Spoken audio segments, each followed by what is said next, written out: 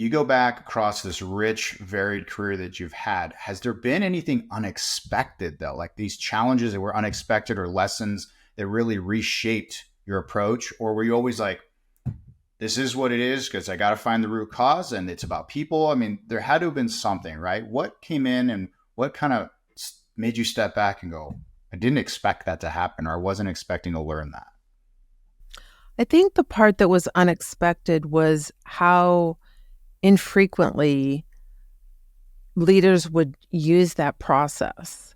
So for me, because I think as an engineer, you're put into a situation and you're trying to solve a problem that nobody knows why it's happening, right? And you're trying to find the root cause and you're trying to look at solutions, right? And so in order to do that, you really have to explore all the facets of what's going on and to get to that root cause.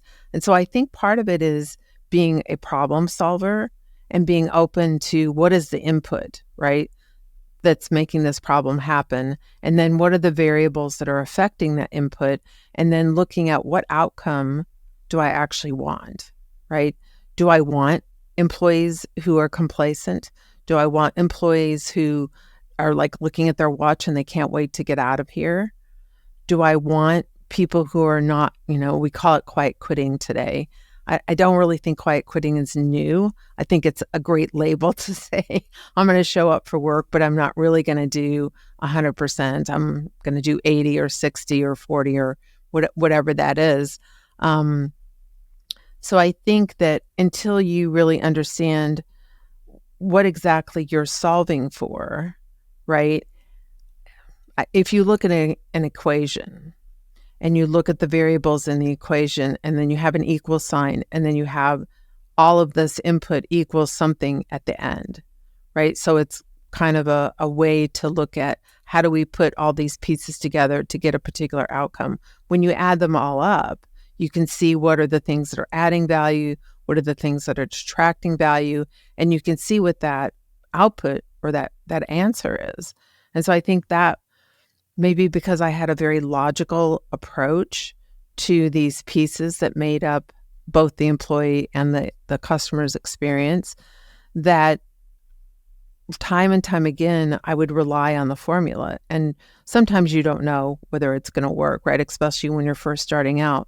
But over and over and over, where I got to bring the most insight into the leaders that I was working for was following this process.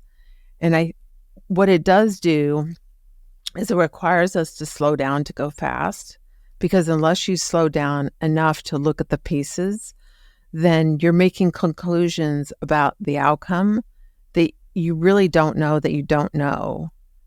And what I found was how often, I think another thing that surprised me was how often companies have blind spots and they make decisions from the blind spot.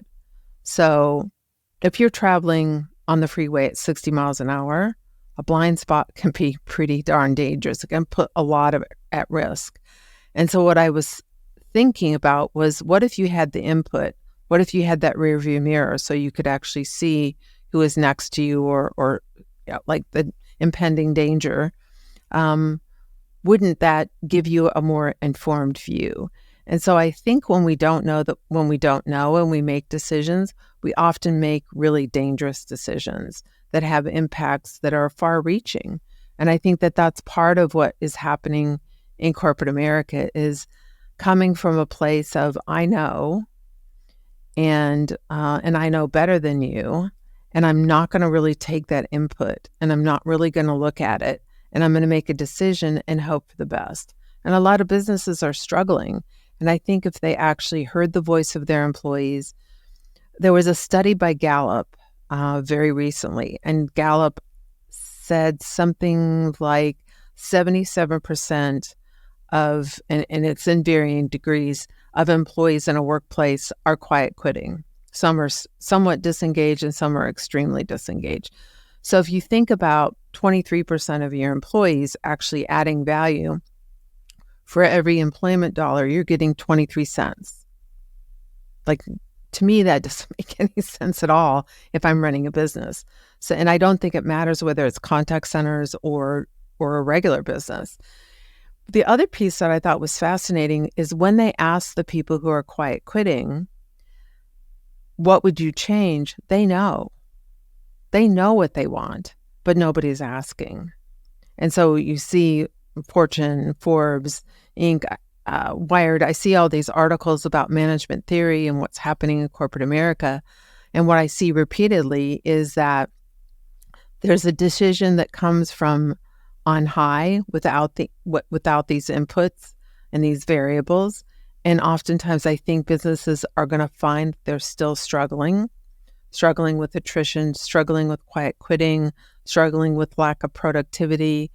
I think a lot of leaders think that getting people back into the office so they can watch people is an answer. I do believe that there's a great deal of camaraderie and networking and team building that could be done in person.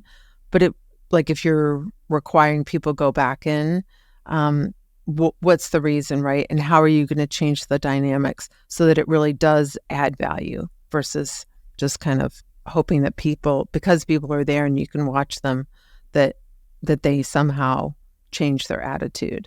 So I think what's been most surprising to me is the practices of people like Herb Keller, right, who ran Southwest for many, many years very successfully, and then we see that airline. And the analysis that I read was that the employees had given feedback about their systems and that they were antiquated, and that if they reached a certain particular tipping point, there would be a point of no return. And so that's why I think it was scheduling software that really became the issue. And so companies have the feedback from employees. It's just a matter of whether anybody's listening. And I think that's a really transformative point in today's world, which then goes back to when I was working on the book and coming up with a concept. I wanted to name this process of getting the feedback. So you had asked me before about sympathy and about empathy. Sympathy is a natural human response. Someone expresses something, we say, I'm sorry. The difference between sympathy and empathy is listening to understand, right? Not listening so that you can speak and figure out the next sentence that you want to say. And then really integrating that perspective into your decision-making process, into the conversation. And what I find is once you understand somebody else's point of view, it's going to change your point of view. And then that's going to change the decisions that you make. And so empathy has become kind of my catchword for this process that I've learned actually over quite a few years being inside of companies and consulting externally.